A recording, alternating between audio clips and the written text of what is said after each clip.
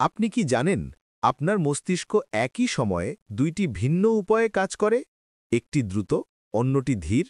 চলুন ড্যানিয়েল ক্যানেম্যানের এই তত্ত্বটি জেনে নিই, যা আপনার সিদ্ধান্ত নেওয়ার পদ্ধতি বদলে দেবে। System ১, the fast thinker. এটি হল আপনার মস্তিষ্কের স্বয়ংক্রিয় এবং দ্রুত অংশ।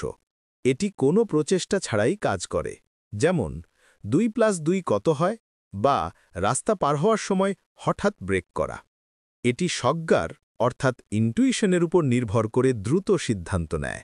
এটি খুব কাজের, কিন্তু দ্রুত বলেই এতে ভুল হওয়ার সম্ভাবনা বেশি থাকে। System ২, the slow thinker.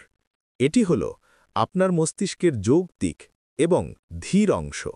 এটি কাজ করার জন্য মনোযোগ ও শক্তির ব্যবহার করে, যেমন একটি জটিল অঙ্কের সমাধান করা বা বাড়ি কেনার আগে বিভিন্ন দিক বিশ্লেষণ করা। এটি সময় নেয়, কিন্তু সিদ্ধান্তগুলো হয় অনেক বেশি নির্ভুল। এখন প্রশ্ন হল, কখন কোন সিস্টেম ব্যবহার করবেন? প্রতিদিনের ছোট কাজ, যেমন কি খাবেন বা কি পড়বেন, সেখানে সিস্টেম ১ ব্যবহার করুন।